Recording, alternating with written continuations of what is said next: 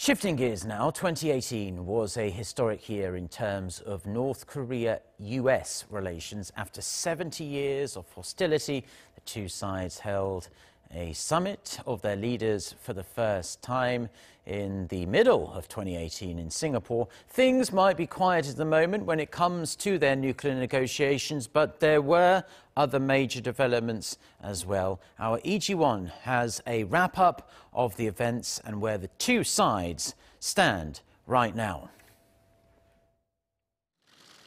On June 12th, North Korea and the U.S. held the first-ever historic summit of their leaders when Kim Jong-un and Donald Trump met in Singapore. The leaders agreed on 4 points: to establish diplomatic relations for North Korea's security guarantee and to denuclearize the Korean Peninsula. Some said their joint declaration was vague, but many, like Shin Beom-chul, senior fellow at the Asan Institute, saw great meaning in the summit itself. The fact that North Korea and the U.S. moved away from their war of words in 2017 and started to talk is a positive development. Before and after that summit, there were many other signs of progress. The North Korean leader announced in April that his regime will not conduct nuclear and missile tests. South Korea and the U.S. suspended a number of joint military exercises.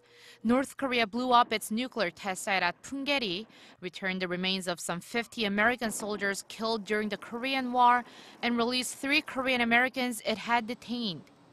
But there were some rough patches too. North Korea criticized some in the Trump administration who continued to push a hardline stance. At one point, strong rhetoric from the North led President Trump to cancel the summit. And even though the summit did happen as planned, North Korea and the U.S. have different ideas about how denuclearization should proceed and what the rewards should be for each step along the way. Right now, talks seem to be at a standstill. A high-level meeting that was supposed to happen in November was postponed at North Korea's request, supposedly for scheduling reasons. But officials reportedly said that Pyongyang actually wasn't ready. And despite the U.S. reaching out, reports say the North has given no indication about when those talks should be rescheduled. I think the current stalemate is related to the verification of the North denuclearization. The U.S. wants to talk with the North at a high-level meeting about a thorough declaration and verification process to make sure that there are concrete agreements reached at next year's summit. But it seems Pyongyang prefers top-down decision-making and wants to first hold the summit early next year. President Trump and Secretary Pompeo have both expressed hopes of holding the second North Korea-U.S. summit in January or February.